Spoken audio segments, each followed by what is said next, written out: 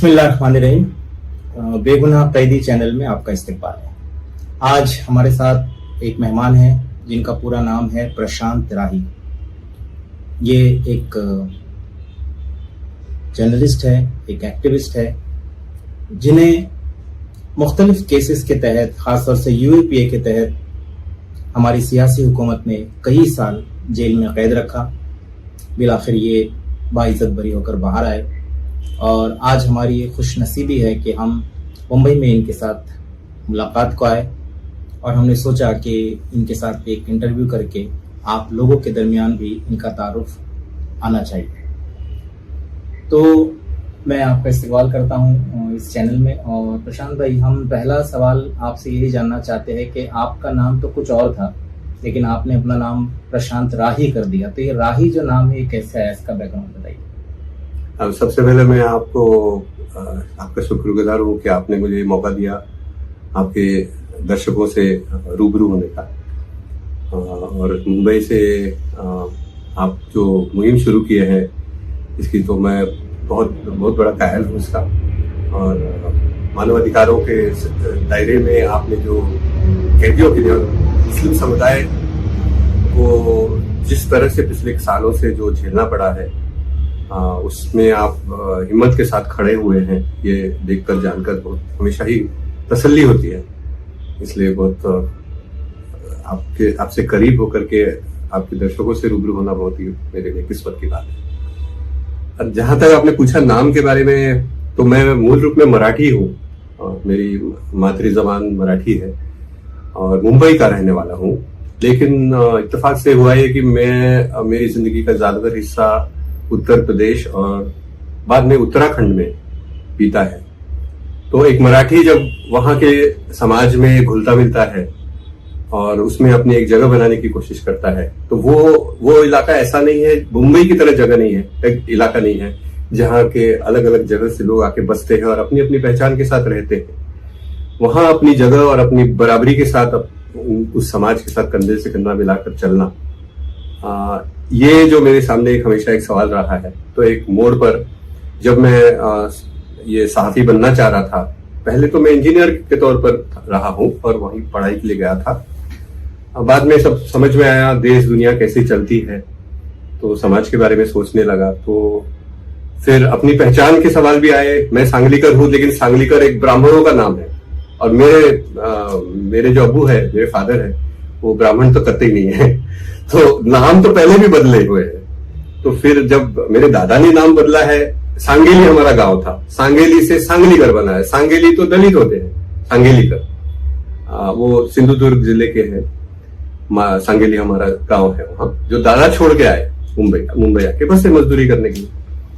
तो अब मैं वहां जब बसने लगा और नौकरी खोज रहा था, लोग पूछते हैं तो मुंबई का आदमी यहाँ पर आकर के नौकरी क्यों खोज रहे? तो अपनी मराठी पहचान मुंबई का होना, ये वहां बताना लोगों के लिए मुझे बहुत अजीब सा, मतलब एक अटपटी स्थिति, ऑकवर्ड सिचुएशन हो जाता था। तो उस ऑकवर्ड सिचुएशन को बदलने के लिए मैंने सोचा क्या करूं। तो अचानक ये ख्याल आया कि नाम क्यों ना बदलूं और एक छोटा सा नाम ले लूं। राही के पीछे कोई सोच समझ के नहीं किया, छोटा सा नाम था इसलिए सोचा कि, और ये बिल्कुल सेक्युलर नाम है, राह पे चलने वाला, किसी भी मजहब का, किसी भी जाति का हो सकता है। तो ये मुझे मुफीद लगा, इसलिए ये नाम चुन लिया मैंने। और फिर उसको बाकायदा महाराष्ट्र में नोटरी के यहाँ लीगली वो नई नेम चेंज की जो प्रोसीजर होती है वो फॉलो करके फिर उसी से मैं प्रशांत राही के रूप में ही सहाफियत की दुनिया में मैंने दाखिला अपना ले लिया। तो राही जो है उर्दू में भी इस्तेमाल होता है, आप जानते हैं। राह से राही, राह कहते हैं रास्ते को, राही यानी वो रास्ते पे चलने वाला, मुसाफिर की शक्ल में। तो ऐसा शख्स जो सफर की हालत में, इसका अपना कोई घर नहीं है और एक मकसद के तहत, एक इनकलाबी सोच के तहत वो इधर से उधर बस का समाज में काम कर रहा है। तो कहीं ना कहीं बैक ऑफ द माइंड ये भी था कि भाई एक इनकलाबी सोच और फिक्र के साथ मैं चला हूं, तो मेरा कोई अपना घर नहीं है, हर जगह मेरी है। नहीं, ये तो नाम रखते हैं लोग किसी मकसद से। कुछ लोग, मेरा एक दोस्त है, उसने राकेश रफीक, दोस्त नहीं है, मैं जानता भी नहीं हूँ हम एक दूसरे को, लेकिन नाम सुना है राकेश रफीक। तो अब वो चूंकि बिल्कुल सेक्युलर होना चाहता है, इसलिए अपना हिंदू नाम बदल के रफीक रख लिया उसने। तो ऐसा सोच के नाम रखना मेरी फितरत ऐसी नहीं है कि मैं कुछ सोच के नाम रखूं। बाकी वाकई में राही होना, ये तो मैं ऐसा बन गया। कभी भी किसी मोड़ पर, जैसे बोलते हैं ना कि नदी का कोई भी बूंद जो है एक जगह नहीं रहता है, वो अपने आप उसकी पहचान बनती जाती है। तो मेरी जिंदगी में भी ऐसे ही रहा कि मेरी कोई पहचान एक समय पर एक होगी या नहीं होगी, मुझे खुद ही पता नहीं। तो मैं जो करना चाहता हूं मैं कर पाऊंगा कि नहीं, ये मुझे किसी भी मौके पर, किसी भी पल पर खुद भी मालूम नहीं होता रहा है। ऐसा कुछ सोच के मैंने नहीं किया। बहुत ईमानदारी की बात मैं आपसे कह रहा हूं। हाँ, अगर मैं इनकलाब के लिए, समाज के लिए कुछ कर सका तो मुझे हमेशा मतलब अच्छा होगा कि मैं मरते जब मरूंगा तब कह सकूंगा, अपने खुद को तसल्ली दे सकूंगा कि मैंने कुछ किया समाज के लिए, इनकलाब के लिए। और अपना घर मैंने बनाया नहीं, बसाया नहीं। ये मुझे खुशी होगी इस बात की अगर इस पर मैं कायम रहूं तो। चलिए, नाम से पहले के हिस्से पे आते हैं कि थोड़ा सा हमारे दर्शक ये भी जानना चाहेंगे कि आपकी पैदाइश, आपकी एजुकेशन, आप IIT से भी फारिग गए, तो वो बताइए। फिर जर्नलिज्म में भी आए, थोड़ा ये सफर बचपन से जवानी तक का। बाप रे। तो खैर, मेरा बचपन ये मुंबई में बीता। जिस घर में हम हैं ये मेरे पिता ने रिटायरमेंट के बाद ये जगह ले ली थी। तो हम तो एक चाड़ से इसी इलाके में पास में एक चाड़ है, वहां से मेरे पिता ने अपनी जिंदगी शुरू की थी। शादी की इंटरकास्ट, तो बहुत मतलब न किसी भी तरफ से कहीं सपोर्ट नहीं था। खुद तो अपने बहुत गरीब थे, तो कहीं से कोई सपोर्ट नहीं मिला, तो चाल से शुरू किया और फिर धीरे धीरे तरक्की उनकी होती रही। और रेलवे कॉलोनी में ज्यादातर हम अपना बचपन बिताए हैं। और बांद्रा में मेरा स्कूल था। बीच में किसी दौर में हम बांद्रा में रहते थे, इसलिए स्कूल वहां हुआ मेरा। वहां से रेलवे कॉलोनी में दादर की तरफ गए तो भी हम स्कूल बदले नहीं। स्कूल से मेरा काफी लगाव था, इसलिए इनकार किया, बिल्कुल नहीं जाऊंगा मैं ये स्कूल छोड़ के, उस वहां के पास के। तो कॉन्वेंट? हाँ, वो उस वक्त तो 5.5 रुपए किराया फीस होती थी महीने की। आजकल भी सुनते हैं कि कम है फीस बाकियों के मुकाबले। तो जेसुइट स्कूल है। तो वो वहां से मैं पढ़ाई किया। फिर उसके बाद कॉलेज के लिए दादर रेलवे क्वार्टर्स के सामने एक कॉलेज था, वहां पर हम इंटरमीडिएट साइंस के पुराने कोर्स किया मैं, जिसमें 11+4 होता था, लास्ट बैच के। 11th SSC उस जमाने 11th SSC होता, तो लास्ट बैच के हम थे। फिर वहां मेरे दूसरे अटेम्प्ट में मुझे IIT में एंट्रेंस में सिलेक्ट हुआ। फर्स्ट एंट्रेंस में कुछ भी नहीं था, सेकंड एंट्रेंस में भी एकदम आखिरी मेरिट लिस्ट के एकदम नीचे कहीं मेरा नाम था, तो मुझे BHU IIT में मिला। बाकी किसी IIT में नहीं। 5 IITs प्लस एक BHU ऐसा होता था, तो उसमें 6th में मुझे मौका मिला प्रवेश का। तो वहां मैंने इलेक्ट्रिकल इंजीनियरिंग का ग्रेजुएशन किया। और ग्रेजुएशन मेरी पढ़ाई में ज्यादा ध्यान नहीं था, मैं पढ़ाकू नहीं था मतलब, लेकिन प्रैक्टिकली मैं सोचता था कुछ अच्छा करूं, कुछ जो प्रैक्टिकल चाहता करना। तो उस वक्त एनर्जी क्राइसिस चल रहा था बहुत कुछ। ये 70-80 का दशक है, तेल संकट था। तो एनर्जी के प्रॉब्लम्स को लेकर के हम कुछ पहले से मतलब पढ़ाई जो होती थी उसको छोड़ के हम अपनी पढ़ाई अलग से करते थे। तो उसमें ये कारों के सवाल पे, पोल्यूशन ज्यादा होता है, वो तेल के लिए हमें आयात करना पड़ता है, तो इलेक्ट्रिक कार्स बनाने का उस वक्त मैंने कुछ प्रयोग किया और 3-4 साल तक उसके लिए काम किया। 5 साल का हमारा डिग्री कोर्स था। जब मेरा 4 साल का काम पहले हो चुका था, तो ये सब प्रोजेक्ट फाइनल ईयर में, 5th ईयर में करते हैं वहां, लेकिन मैं 4 साल में पूरा जरूरत से ज्यादा काम कर चुका था। और उस वक्त मेरी दुनिया के बारे में समझ भी बनती गई, काफी समझ बनती गई, क्योंकि वहां हॉस्टल में बहुत सारे दोस्त थे जो सामाजिक रुझान के लोग थे।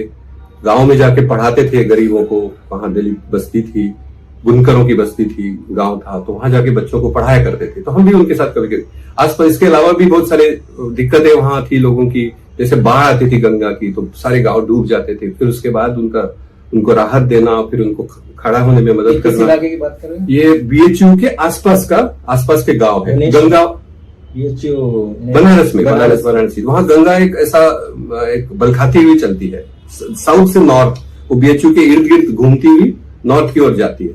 तो वो उसके समझ लीजिए आवर्ष में जो गांव है, वो सारे गांव डूब जाते थे। तो वहां पर हम लोग इंस्टीट्यूट से लोग जाते थे, उस टीम में मैं भी हुआ करता था।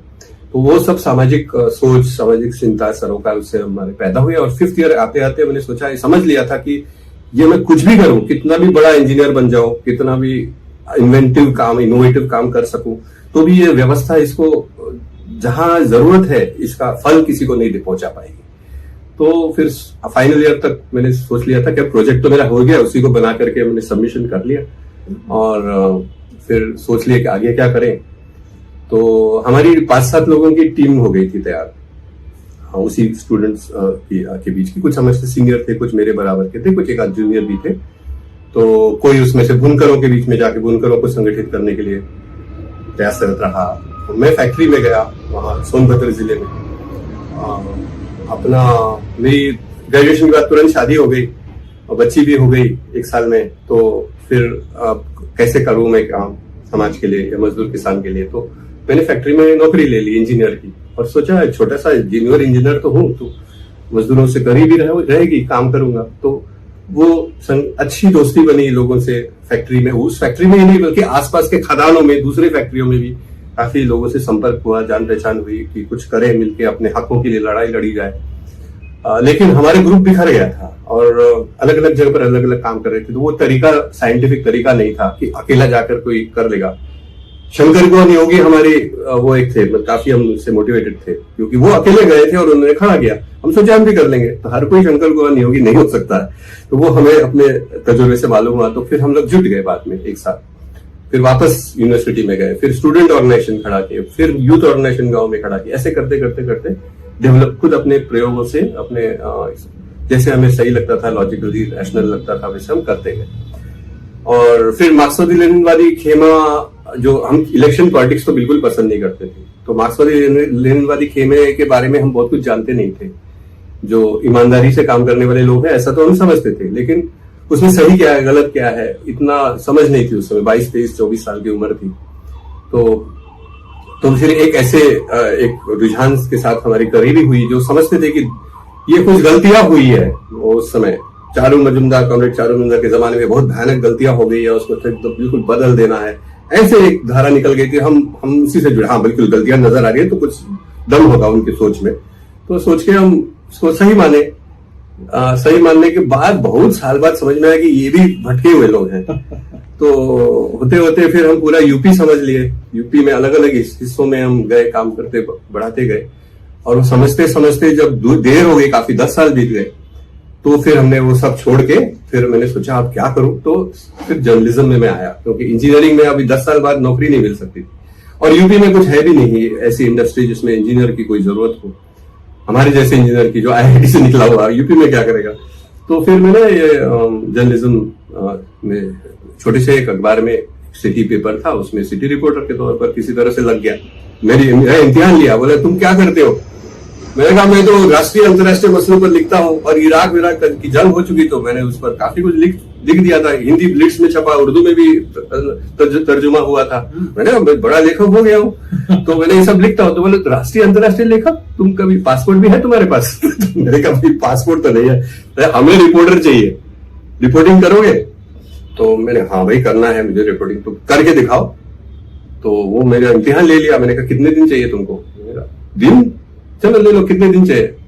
मैंने 2 दिन दे दो, मैं कुछ रिपोर्ट बना के देता हूँ। तो मेरे बना लिया, कुछ रिपोर्ट बना के उसने पास कर लिया। तब मुझे बड़ी मुश्किल से नौकरी, क्योंकि जर्नलिज्म में कोई डिग्री विग्री नहीं थी मेरे पास और उस जमाने में डिग्री कोई देखता भी नहीं था जर्नलिज्म में। ये 90s की बात है, अर्ली 90s की बात है, शुरुआत 90 की दहाई में। तो अब वो जैसे मैं लगा, 1 साल बाद मुझे किसी एक राष्ट्रीय पेपर में भी स्ट्रिंगरशिप मिल गई, इंग्लिश ही था। तो और उस दौरान ये उत्तराखंड का मूवमेंट शुरू हो गया, हमारे देखते देखते खड़ा हो गया। तो अब वो मूवमेंट, पहले हम कोशिश करते थे लोगों को तैयार करने के लिए आंदोलनों के लिए, और यहाँ हमारे सामने एक मूवमेंट खड़ा हो गया। तो हम क्या बैठे नहीं रह सकते थे उसमें। तो उस मूवमेंट को समझना, उसके बारे में लिखना, रिपोर्टिंग तो हम करते ही थे।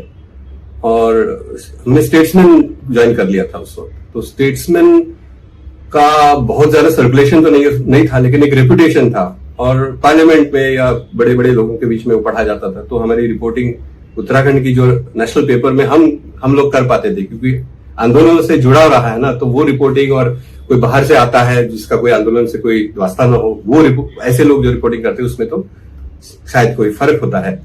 तो वो रिपोर्टिंग पढ़ी जाती थी जाहिर तौर पर।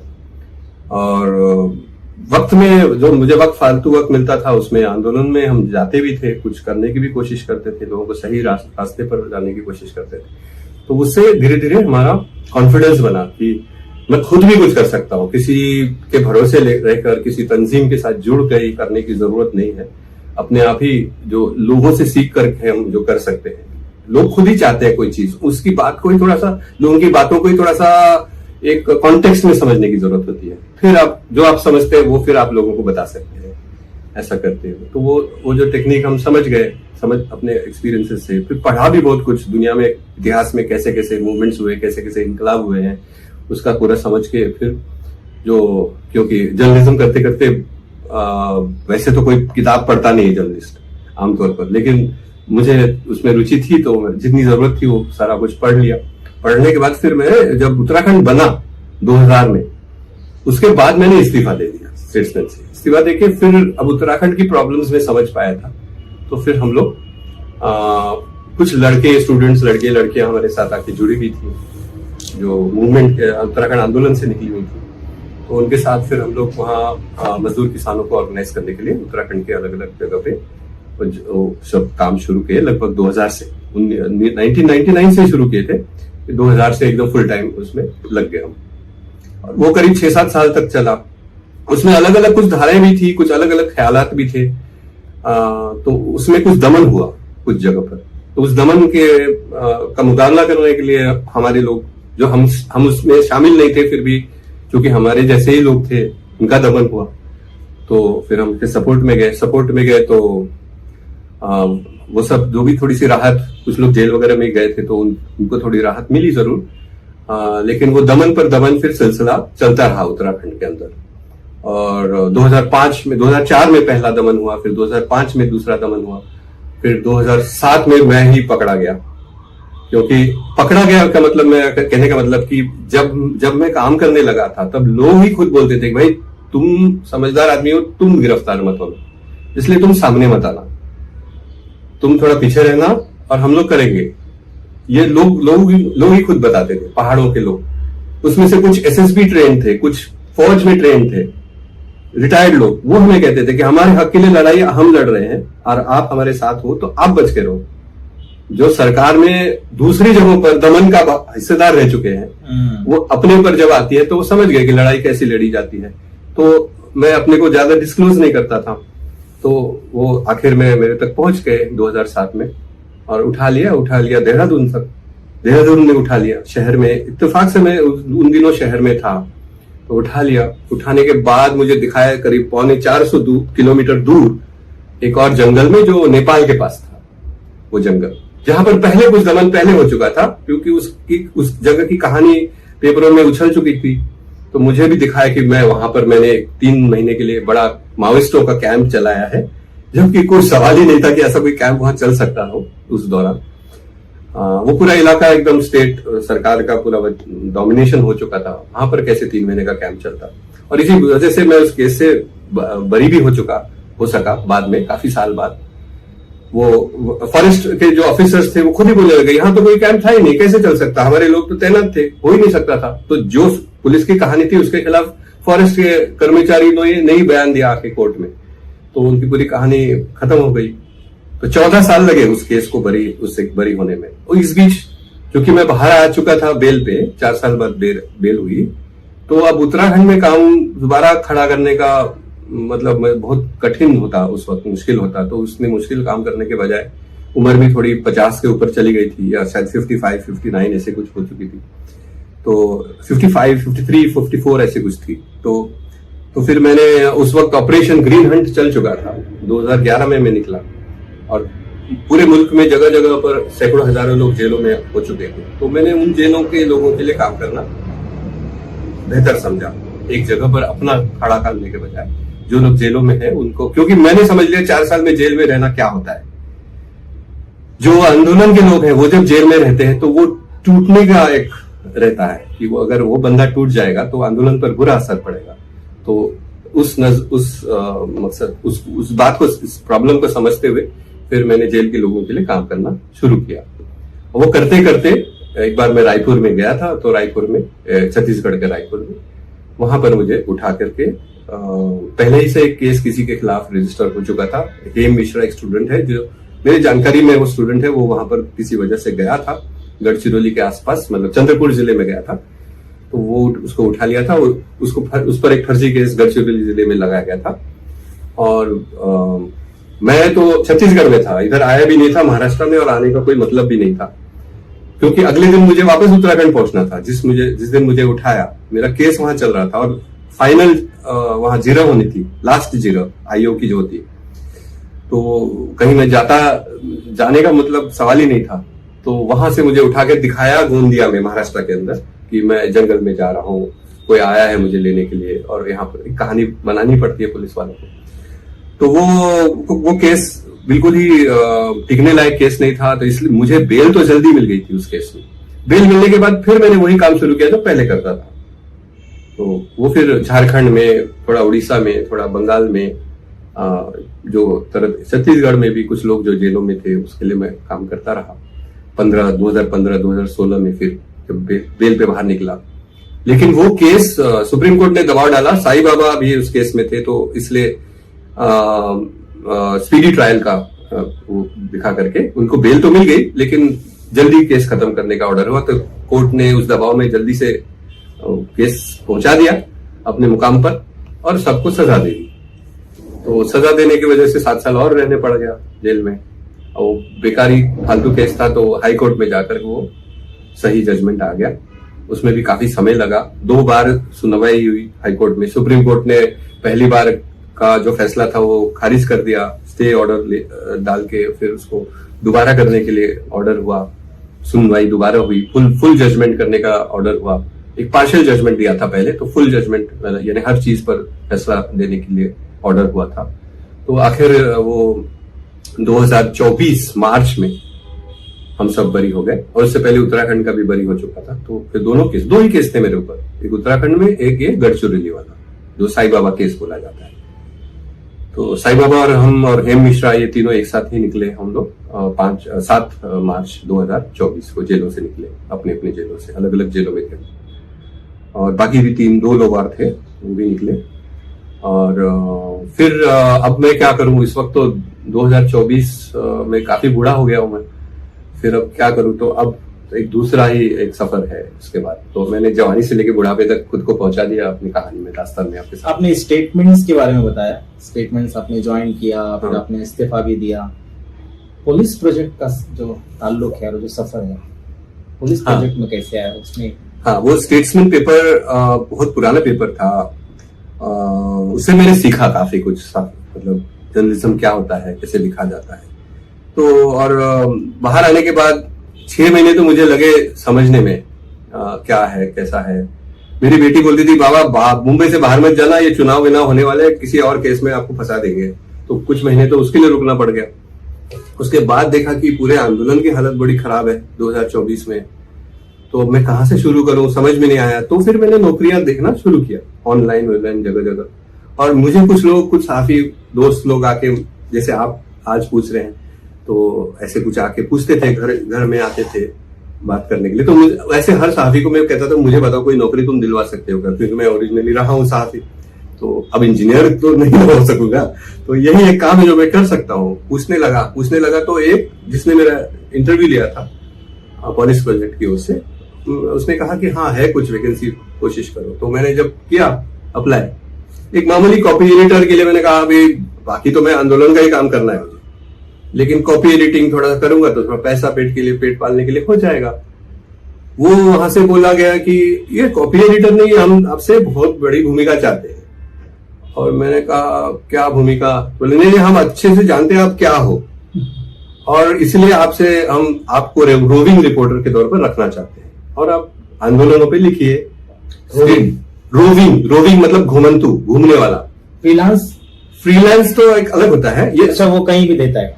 रोविंग मतलब किसी एक जगह में नहीं, हम उनके स्टाफ पे होंगे, जुड़े रहेंगे, लेकिन अलग अलग जगह जाएंगे, किसी एक जगह से रिपोर्टिंग नहीं करेंगे। जहां आंदोलन की जरूरत होगी, सामाजिक आंदोलनों की या राजकीय हिंसा की, जो सरकार की ओर से हिंसा होती है आवाम के खिलाफ, उसके बारे में, जहां होगी वहां आप जा सकते हैं। तो रोविंग ये होता है, घूमने वाला। राही जो मैं हूं ना, मतलब बिना घर के घूमने वाला, तो वो उसके हिसाब से मुझे काम दिया गया, ऑफर किया गया। मैंने कहा इससे बेहतर क्या हो सकता है। एडिटर कौन थे? हाँ, एडिटर तो उस वक्त एक आशु जॉन नाम के थे, तो बहुत प्यारे आदमी थे। और इस पूरी संस्था को चलाने वाली एक सुचित्रा विजयन, एक प्रोफेसर है न्यूयॉर्क यूनिवर्सिटी की, उनसे मेरी बात हुई थी। तो उन्होंने मुझे कहा कि ठीक है, आप जैसे हो वैसे ही हम चाहते हैं आपको। तो मैंने कहा इस तरह से, मतलब मैं स्टेट्समैन में तो मैं एक्चुअली क्या हूँ बोल भी नहीं सकता था, क्योंकि उनको मतलब भी नहीं था कि मैं और क्या है मेरे ख्यालात। काम में कर रहा हूं तो ठीक है। तो ये तो बोल रही है कि आप क्या एग्जैक्टली हो हमको अच्छे से पता है। तो मैंने कहा पता नहीं इनको क्या पता है, लेकिन बोल रही है तो चलो। और मैंने कभी छुपाया नहीं कि मैं क्या हूं।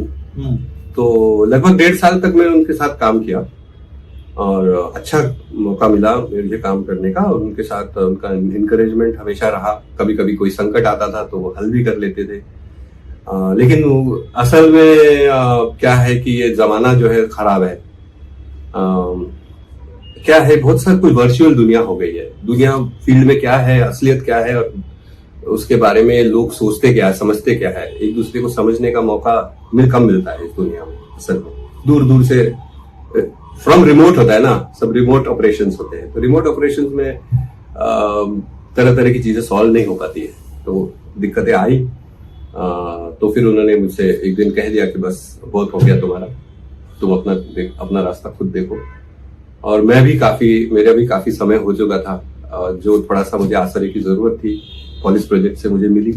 1.5 साल तक मैं उनके साथ काम कर पाया, तो मैं अभी थोड़ा सा खुद और आत्मविश्वास मेरा अपना बन सका है, जिससे कि मुझे अब जरूरत नहीं है किसी एक जगह पर जॉब। तो अब मैं फ्रीलांस एक्चुअली अब हूँ। अब मैं कहीं भी लिख सकता हूँ और कोशिश शुरू कर दी है जगह जगह जहां पे मैं लिख सकता हूँ। जिन चीजों में मैं शामिल हूँ, जिन आंदोलनों से मेरा जुड़ाव है, तो उसमें जो मेरी समझ है उसके हिसाब से मैं लिखने की कोशिश में हूँ अभी। इसमें चूंकि आप स्टेटमेंट्स में भी जुड़े रहे, पुलिस प्रोजेक्ट में भी जुड़े रहे और भी कुछ पेपर से अभी भी आप लिख रहे हैं, तो ऐसी कोई कुछ 2-4 स्टोरीज जो आपकी कुछ याद हो, जो इम्पैक्टफुल रही और काफी असरदार है, मतलब आपकी तारीफ में नहीं कहना है, असर किया जिसको समाज में या किसी इलाके में, 2-3 स्टोरी का कोई एक स्टोरी याद हो आपको? तो मैं ये तो बोल नहीं सकता हूँ कि एक्चुअली एक बार से बोले कि मेरी किसी स्टोरी ने बहुत असर डाला हो। मैं नहीं कह सकता, मैं दावा तो नहीं कर सकता। लोग कहते हैं कुछ स्टोरीज लोगों को पसंद आई, बहुत सारे लोगों को पसंद आई है, बहुत सारी स्टोरीज पसंद आई है। उत्तराखंड में जब स्टेट्समैन के लिए काम करना था तब तो मुझे पता ही नहीं चलता था, क्योंकि पाठक मिलते ही नहीं थे।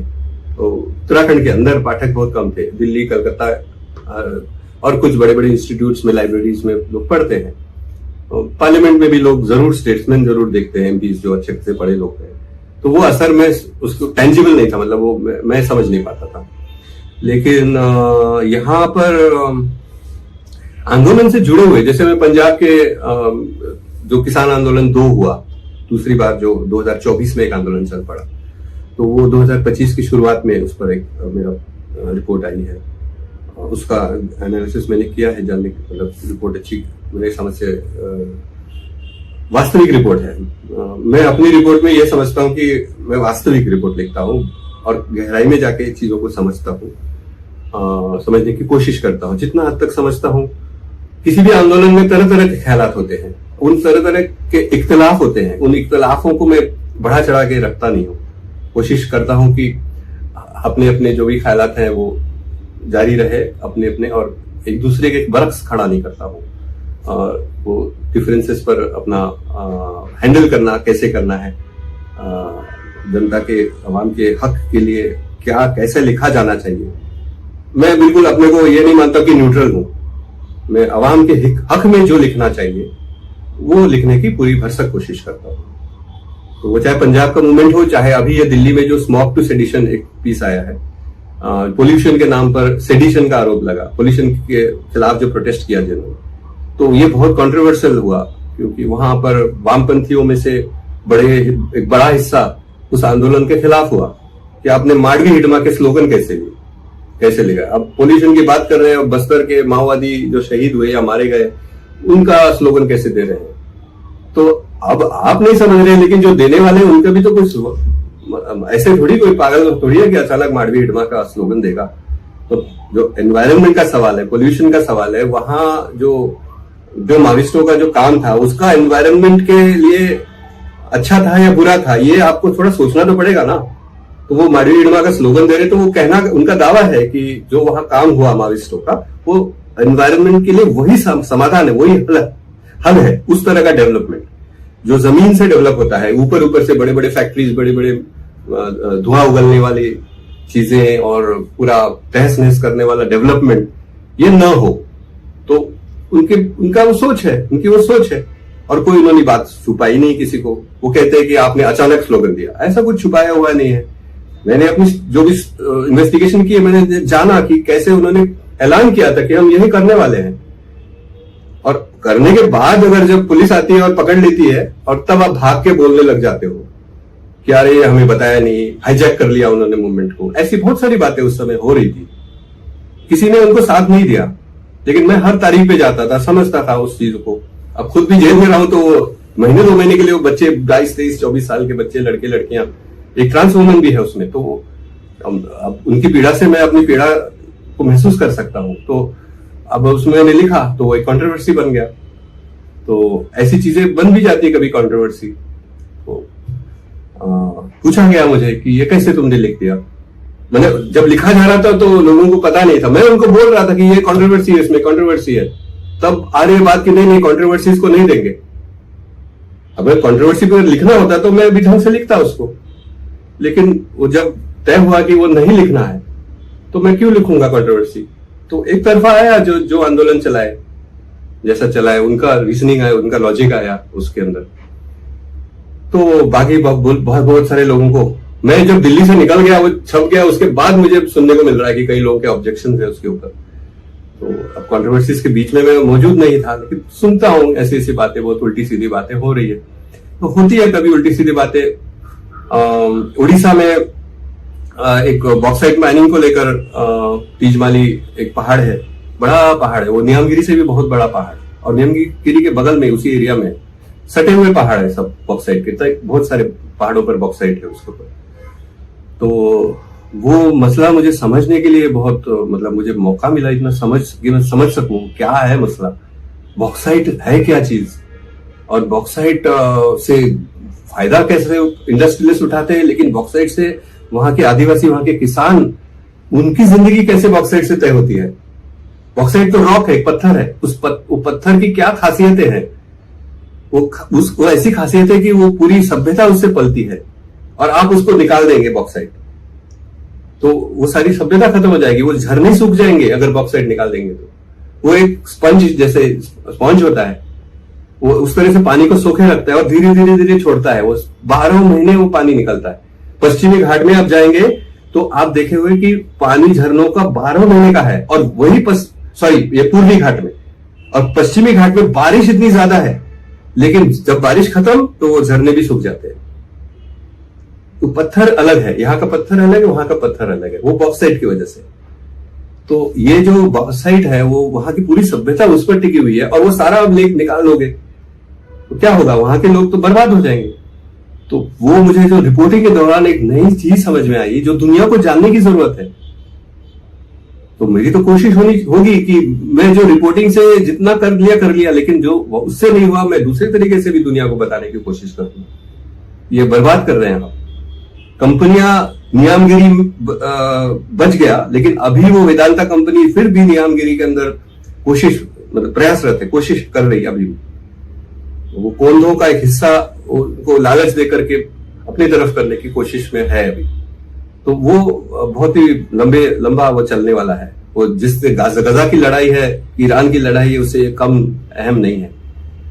बस्तर तो माओवादियों का तो हो गया जो होना था, लेकिन जब तक वो थे तब तक इतनी हिम्मत कंपनियों को नहीं होती थी वहां पर। ऐसा नहीं कि माओवादी हर आंदोलन में शामिल थे, एक आधी में शामिल थे। वो नियामगिरी में सपोर्ट किया, भापली माली में माओवादी जब तक थे तो तब भापली माली की लड़ाई चल रही थी, और जैसे माओवादी मतलब एक बड़े 11 लोगों का एनकाउंटर करके मार दिया गया, निहत्थे लोगों को। उसके बाद वो आंदोलन 2 साल के अंदर ठप हो गया और अब वहां पर माइन चल रही है बिरला की, टीवी बिरला की, हिंडाल्को या दूसरे नाम पर हिंडाल्को कंपनी वहां चल रही। तो वो माओवादी आंदोलन खत्म होने के बाद खतरा और ज्यादा बढ़ गया इस पूरे इलाके में, उड़ीसा, छत्तीसगढ़, झारखंड।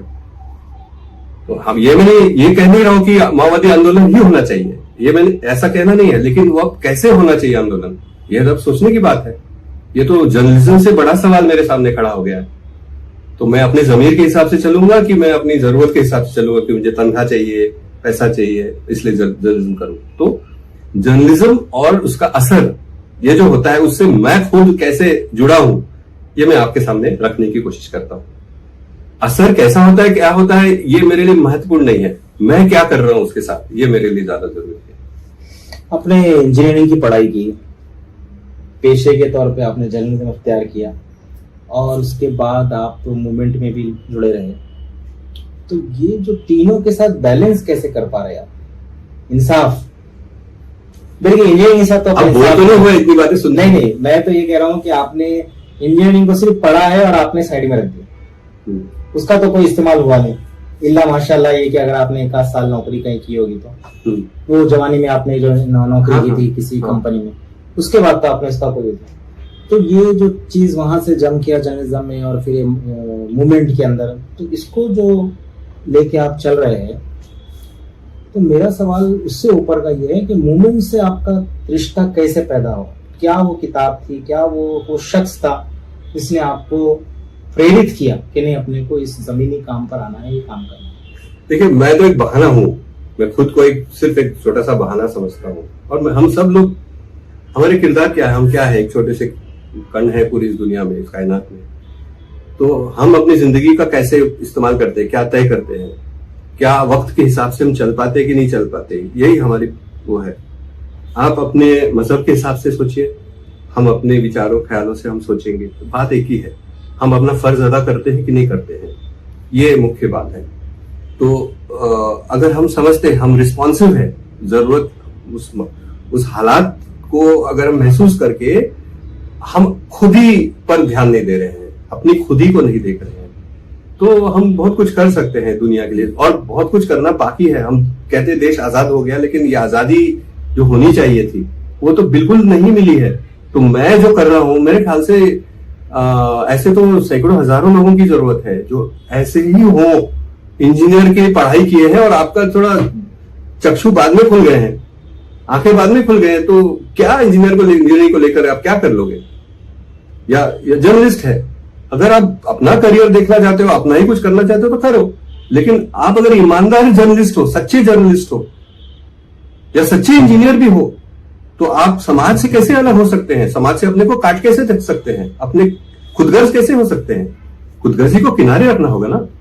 खुदगर्जी अगर लेकर चलोगे तो मैं अपराधी हो जाऊंगा, मुझे आपको कटघरे में खड़ा करना होगा, और मैं कटघरे में खड़ा होकर आपसे बात कर सकता हूं, लेकिन असलियत क्या है, सच क्या है और झूठ क्या है, ये तो आप समझ ही सकते हो, क्या होना चाहिए और क्या नहीं होना चाहिए। आपके जो 2 केस थे, दोनों भी केस एक्विटल हो गए, और मुझे नहीं मालूम इसकी अपील की क्या पोजीशन है, आप बताएंगे। और अगर जजमेंट की कॉपी रही तो वो भी दीजिए, ताकि हम दर्शकों को भी दे उसको पढ़। हम लोग लिंक भेज देते हैं, जिसका भी हम इंटरव्यू लेते हैं, एक्विटल है तो हम इसका लिंक भेज देते, तो नीचे जिनको पढ़ना रहता है वो पढ़ लेते। तो वो बताइए, मुझे ये बताइए कि 2 केस में करीब 17 साल, दोनों अरसा मिला के पहले का बाद का, करीब 17 साल। आप 17 साल तो मैं जूझता रहा हूँ, जेल में मेरे 12 साल बीते दोनों केसेस में। हाँ, कुल मिला के 12 साल आप, 1 दशक से ज्यादा आपने गुजारा, मतलब कई जेलों में, महाराष्ट्र के खासतौर से कई जेलों में। महाराष्ट्र के 2 जेल, उत्तराखंड के 5 जेल, 7 जेलों, जो 7 जेल। तो अगर हम केसेस की बात करें, केसेस से झूठे केसेस बनाती है पुलिस, चाहे वो माओइज्म के नाम पर बनाए, चाहे वो इस्लामिक टेररिज्म के नाम पर बनाए, चाहे महाराष्ट्र पुलिस बनाए, चाहे उत्तराखंड पुलिस, आपको क्या एक पैटर्न नजर आता है हर जगह? कॉमन चीजें, कॉमन पैटर्न, कॉमन फैब्रिकेशन क्या नजर आता है? फैब्रिकेशन ये है कि ये सरकार जो हमारी मशीनरी है, सरकार नहीं है वो, असल में एक पूरी मशीनरी है जो हिलना नहीं चाहती अपनी जगह से। जैसे जिसका फायदा जिन लोगों को मिल रहा है इस मशीनरी का, वो फायदा कम ना हो और बढ़ता जाए, बढ़ने के रास्ते खुले रहे, हाईवे पर गाड़ी चलती रहे, दौड़ती रहे, उनकी रास्ते में कोई स्पीड ब्रेकर न खड़ा हो, इसके लिए वो किसी भी हद तक जा सकते हैं। तो मतलब हम कैसे राष्ट्रद्रोही, कैसे आप लोग, हम लोग कैसे देश के वतन के खिलाफ कैसे हो सकते हैं? वतन के खिलाफ तो वो लोग है ना जो इस मशीनरी को चला रहे हैं। तो वो जिस तरह से देखते हैं, वो अपने हिसाब से देश को, राष्ट्र को, देश को समझते हैं, मुल्क को, वतन को समझते हैं। हम अपने वतन को अलग तरीके से समझते हैं। तो उनकी निगाह में हम गुनाहगार हैं, क्योंकि हम उनके खिलाफ जा रहे हैं।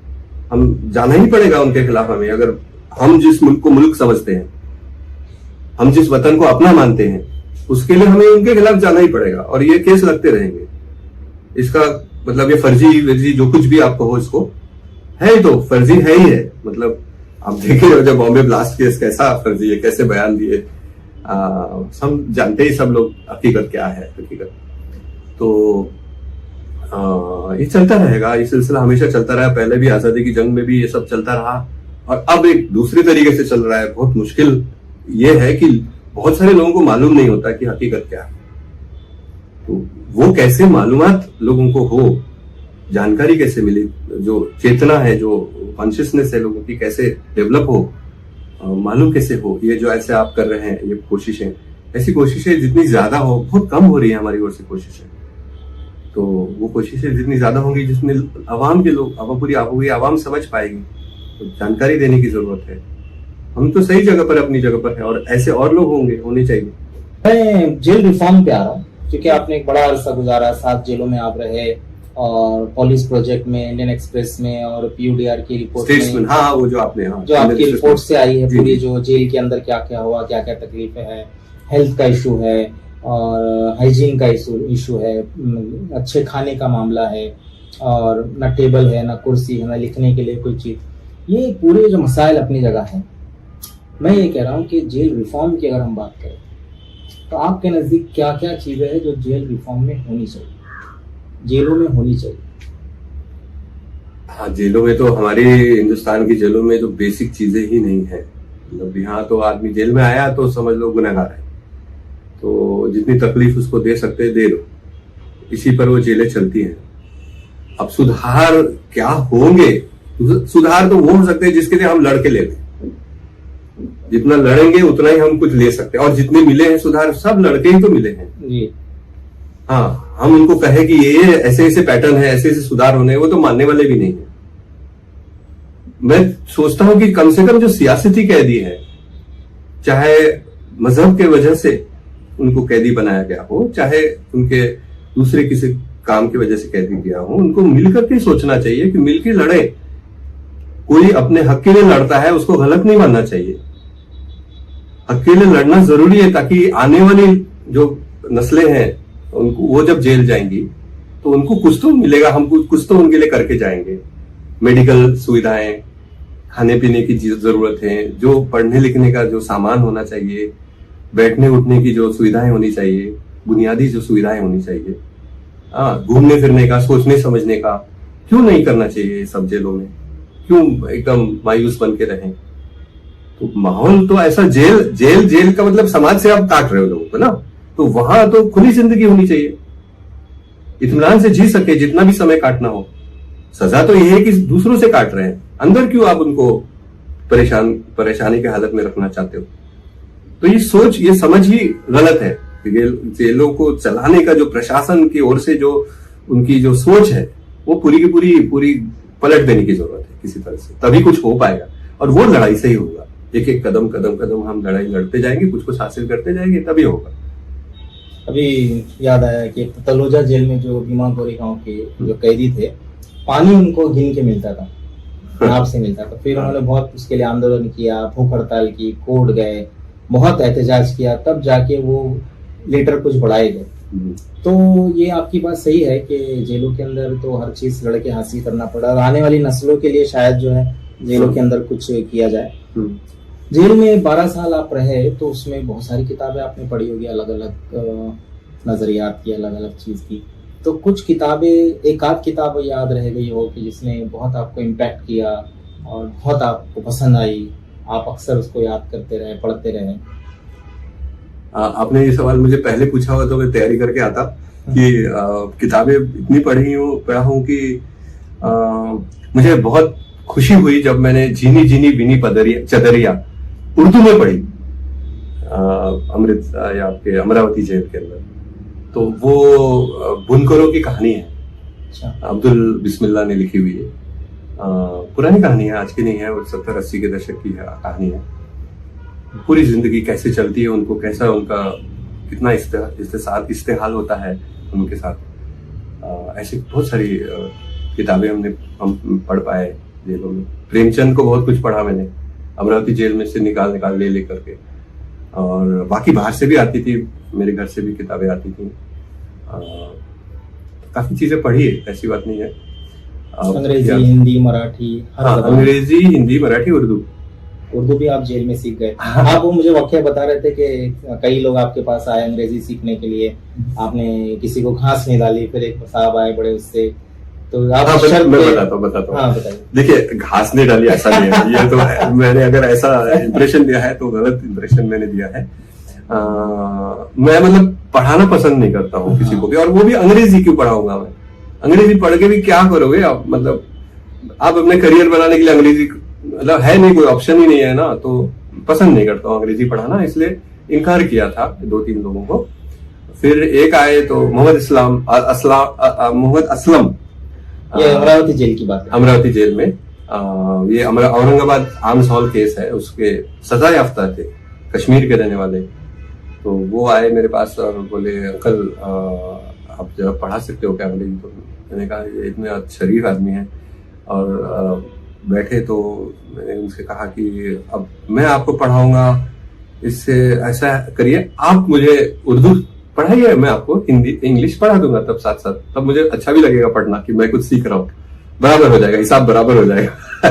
तो मैं तो कम मेहनत करता था अंग्रेजी पढ़ाने में, क्योंकि उनके ही एक नंबरकारी जो बोलते सह आरोपी, उन्होंने मुझे एक प्राइमरी या मिडिल स्कूल की कुछ किताब दे दी थी इंग्लिश के लेसन्स थे उसके अंदर। तो उसके सहारे बहुत अच्छी अच्छी कहानियां थी उसके अंदर। तो वो कहानियों का मतलब जो है उसका मायने सिखाते हुए चला जाता था मैं। 1-8 घंटा वो हो जाता था, 1-8 घंटे वो तो बहुत बढ़िया से मुझे सिखाते थे। अलिफ बे वगैरह सब सारा कुछ, लिखना पढ़ना, कैसे अक्षरों को जोड़ा जाता है, सब कुछ उनकी बहुत करीने से वो लिखते भी थे। हैंडराइटिंग अच्छी थी उनकी। तो वो सिखाते, बोले लिखना सीखो। मैंने कहा लिखना क्यों सीखना है, मुझे तो पढ़ना चाहिए, बस पढ़ना आ जाए तो सब हो जाएगा, मेरा काम चल जाएगा। मेरा ऐसा ही रहता है मेरे सीखने के प्रति। बहुत ज्यादा इल्म हासिल करना क्या करूंगा लेकर के, ऐसा लगता है कि जितना मुझे जरूरत का है उतना मैं लेता हूँ। तो जितना मैंने सीखा, पढ़ना तो सीख लिया, तो अगर चाहूं तो थोड़ा सा प्रैक्टिस से फिर आ जाता है। और लिखना भी अगर कभी जरूरत होगी तो जेल एक ऐसा समय होता है जिसमें आप सीख सकते हैं बहुत कुछ, पढ़ना लिखना। जेल के दौरान कुछ आपने लिखा है, जेल डायरी या कुछ शेरो शायरी कहिए, या कुछ वाकयात कहिए, या कोई आइडिया आगे क्या ऐसे भी होना चाहिए, ऐसा भी होना चाहिए? हाँ, नहीं, मैंने ये काम नहीं किया। मैं पढ़ता ही रहा, नोट्स बनाता रहा। मुझे लिखने की योजना थी जिस विषय को मैं पढ़ रहा था। लेकिन जब मैं बाहर आया तो एक्चुअली पढ़ाई करते समय भी मुझे अभी काफी कमी नजर आ रही थी। मेरे अपने पढ़ाई का जो मेरा सिलसिला चल रहा था, अकेला वो पढ़ाई नहीं कर सकता था मैं हिंदुस्तान के अंदर जाति की व्यवस्था कैसे पैदा हुई और कैसे जगह जगह फैली, इस पर मैं हिस्ट्री की किताबें पढ़ रहा था। और वो जितना मैंने समझा वो मैं लिखना भी चाहता था, लेकिन एक तो किताबें नाकाफी थी, दूसरा अकेले ये सब करना, उसको सही तरीके से लिख पाना भी मुश्किल था। तो नोट्स काफी लिख लिए थे और सोचा कि बाहर जाके लिखूं, लेकिन बाहर मुझे दूसरों के नोट्स मिल गए। कुछ नोट्स मुझे हासिल हुए बाद में, जो इंटरनेट पे उपलब्ध हैं। तो जाति की उत्पत्ति वगैरह कैसे हुई, कुछ लोगों ने लिखा है उस पर। तो मैंने कहा ये काफी तसल्ली बख्श है और इसको थोड़ा सा और आसानी से लिखने की जरूरत है। तो बेसिक स्टडीज जो है मेरे अलावा भी बहुत लोगों ने कर ली है, तो मुझे कोई ऐसे अपने आप ही कुछ नई खोज करने की अब जरूरत नहीं रह गई है। लेकिन मेरे नोट्स खो गए किसी वजह से, मेरी अपनी लापरवाही से किसी ट्रेन में छूट गए, और लोकल ट्रेन में। फिर वो ट्रेन, लोकल ट्रेन, आपको पता है मुंबई की, वो एक बार चली गई तो अब मिल नहीं सकती। तो वो सारे नोट्स, इतने बड़ा गट्ठर था, वो सब चले गए। तो अब जो कुछ भी लिखा गया है, दूसरों ने जो लिखा है, उसको बहुत लोग जानते नहीं है कि ये समझ है। वो लिखा तो ऐसा गया है कि जो चंद लोग ही उसको पढ़ सकेंगे, समझ सकेंगे। तो वो समझ को पॉपुलर कैसे बनाएंगे? मैं समझता हूँ कि आज पूरे सबको, पूरे हिंदुस्तान को जानना चाहिए कि जाति कैसे पैदा हुई और कैसे फैली। ये अगर जान जाएंगे तो समझ जाएंगे कितनी बकवास चीज है ये सिर्फ हिंदुस्तान का रोग है ना, और किसी मुल्क, किसी दुनिया में किसी जगह पर नहीं है जातियां, तो यहाँ पर पैदा की गई है। तो वो अगर समझ जाएंगे तो उसको मिटाने के लिए भी अब ज्यादा जरूर, मतलब क्या बोलते हैं, जोश पैदा होगा। ये जो आजाद गार्डन है जी, जेल का, तो जरा उसका बताइए कि वो गार्डन कैसे वजूद में आया। अरे बाप रे बाप रे। तो आप पीछे ना, कॉफी पीते रहिए। हाँ, तो ठंडी भी हो गई, कोई बात नहीं। तो आजाद गार्डन तो ऐसा था कि हम चूंकि अंडे में बंद थे, अंडा सेल जो बोलते हैं, अलग अलग सेल्स नहीं होते, वो आप तो रहे, आप तो जानते हैं। तो उसमें काफी मुझे खौफ होती थी उस जगह पर रहते रहते। तो मैं सोचता था कि मैं तो गुनहगार हूँ, मतलब मैं सजा याफ्ता हूँ, तो मुझे काम मिलना चाहिए। तो जाते ही मैंने शुरुआत की थी, डिमांड, अपनी मांग रखना शुरू कर दिया था कि मुझे काम दो, काम दो। हाँ, कहीं ना कहीं काम दो, तो कुछ भी काम दो, मैं कहा यहीं पर काम दो, कोई दिक्कत नहीं है, जरूरी नहीं कि अंडे से, कुछ तो मिलेगा करने के लिए, वक्त गुजरेगा। तो दिए नहीं काम। तो आखिर में एक महिला, एक लेडी सुपरिटेंडेंट आई, और उस वक्त एक जज जो आते हैं, हर विजिट पे आते हैं, वो जज जो है थोड़ा रिस्पॉन्सिव थे, काफी उन्होंने बात मेरी समझी। मैं कहा कि अब तो हमारा केस भी खत्म होने वाला है, जजमेंट आने वाला है, हियरिंग सारी हो चुकी है, तो कुछ तो दीजिए मुझे करने के लिए बाहर मौका, क्योंकि बहुत मुझे दिक्कत हो रही है यहाँ पर। हमारे अंडा सेल में मेरा तजुर्बा भी बहुत अच्छा नहीं था, तो इस वजह से भी मुझे काफी दिक्कत होती थी। तो किसी तरह से घुटन महसूस होती कि चलूं, निकलूं यहाँ से किसी तरह। तो जैसे मैंने उनसे कहा, वो कन्विंस हो गए, और उन्होंने फिर सुपरिटेंडेंट को कहा, जज ने, कि दे दो, क्या दिक्कत है, और जो आपको सिक्योरिटी करना है कर लो उसके लिए। तो फिर उन्होंने थोड़ा सोचा समझा, मैं भी लगा रहा उनके पीछे पीछे, तो बार बार कि करते रहो, कुछ ना कुछ मिलेगा। तो फिर उन्होंने कहा, देखो मैं आपको बाहर तो नहीं जाने दूंगी, अंडे के बाहर जो थोड़ा सा एरिया है, वहां पर आप थोड़ा पौधे वौधे लगा सकते हो, तो लगा, कर दोगे ये काम? अरे मैं खुशी से करूंगा। तो फिर वहां से वो हौद जो होता है, वहां पानी रहता है, तो उसमें 2 अपने जो टिन होते हैं ना, 15 किलो वाले, घी वाले, जेल में बड़े खाली पड़े रहते हैं, तो उठा के लकड़ी बीच में लगा के ले जाता था, पानी डालता था और खोदता था। वो सारे औजार जो थे वो उन्होंने मुहैया करवाए, और वो करीब करीब 50-60 पौधे लग गए थे, और जल्दी 1-2 हफ्ते के अंदर ही खिल गए। तो पहला ही जो लाल रंग का एक फूल, ग्लैडियोलस फूल था, वो खिल गया। तो आके उन्होंने बताया मुझे कि फूल आ गया। अब वो सिपाही जो हमारी ड्यूटी पर रहते थे, उन्होंने मतलब ये नाम रखा उसका, आजाद। मेरी आजादी की जो लड़ाई थी उसको उन्होंने एक किस्म से एहतराम किया उस बात का कि लड़ाई में कामयाबी हासिल की है उसने, तो नाम सिपाहियों ने रखा उसका, आजाद गार्ड। उस पे उर्दू का शेर याद आ गया। अच्छा। कि बहुत मशहूर शेर है, आप जानते होंगे, फूल खिले हैं गुलशन गुलशन, हाँ, लेकिन सबका अपना दामन। हाँ। हमारा दामन इतना छोटा होता है कि दुनिया में इतने फूल अल्लाह ने खिलाए हैं कि हम अपने दामन में सब कुछ नहीं भर सकते ना, इतनी फूलों की और बागात की जो है फरावानी है। बहरहाल आप खुशकिस्मत है कि आपको गार्डनिंग करने का मौका मिला। हम तो 9 साल रहे, हमको तो फूल देखने का भी मौका कम ही मिलता था।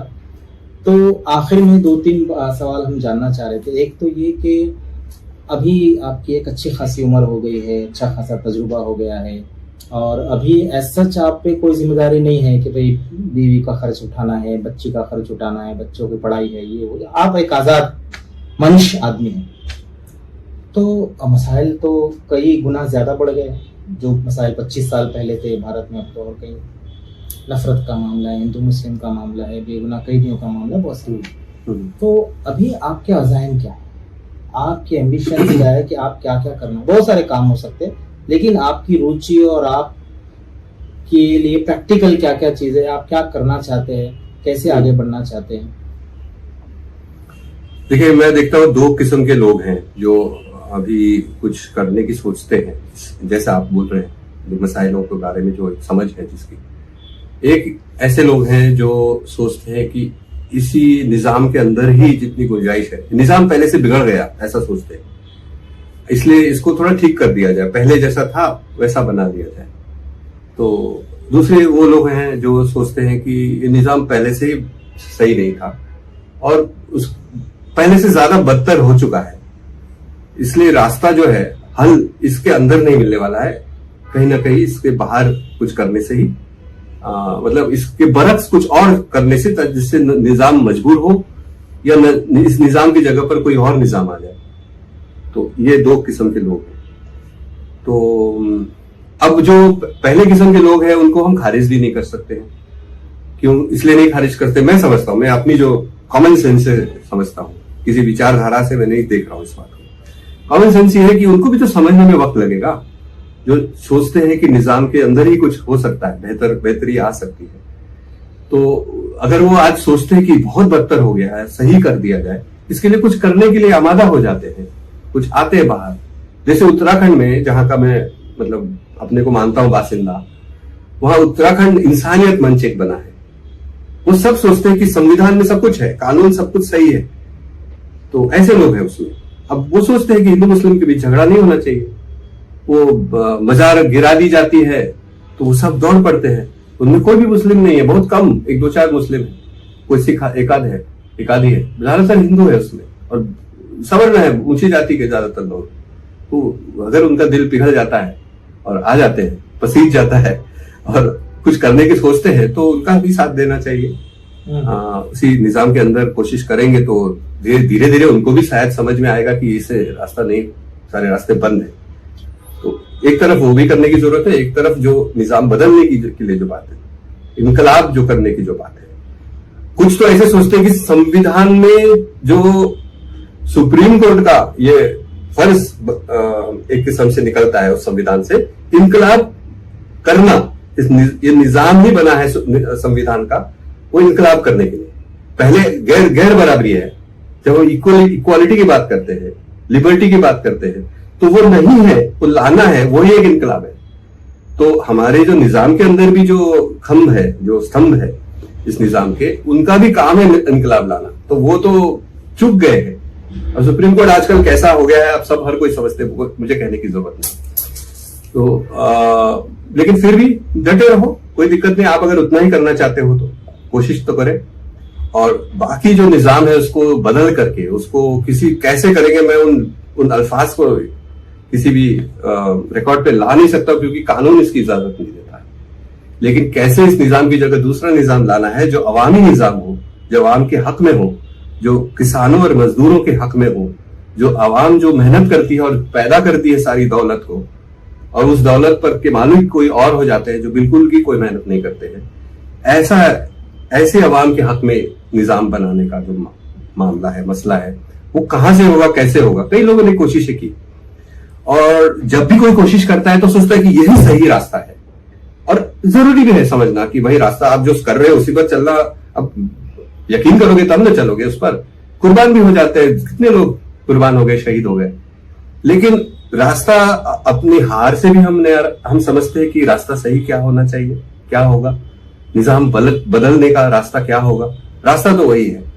तो वहां पर करते हुए बाकी सब लोग भी जो इस निजाम को सही मानते हैं, उनको भी साथ लेकर बहुत बड़ा एक इत्तेहाद खड़ा करके, सबको साथ लेकर के, क्योंकि अब बिल्कुल जो चल रहा है एकदम फांसीवाद है। ये यहूदियों के साथ जो जर्मनी में हुआ, वो यहूदी लोग आज कर रहे हैं। तो वो जिस बात को, जिसके खिलाफ वो भी लड़ चुके हैं, वो हमारे हिंदुस्तान में हो रहा है, पूरी दुनिया में हर जगह हो रहा है। क्योंकि ये जो सरमाईदारी है ना दुनिया भर में, ये चुक चुकी है, ये कोई अच्छी चीज दे नहीं सकती, बुराई ही दे रही है। तो इसको पलट देना है, पूरी दुनिया में पलट देना है, हर कोई समझ रहा है। तो इसको करने के लिए इत्तेहाद की बड़ी सख्त जरूरत है। तो कितना बड़ा, कितना फैला हुआ, व्यापक हम बना सकते हैं इत्तेहाद। जो इस रास्ते पर चलने वाले लोग हैं, वो कौन बनाएगा, कैसे बनाएगा, कौन किसकी सुनेगा, ये भी तो प्रॉब्लम है।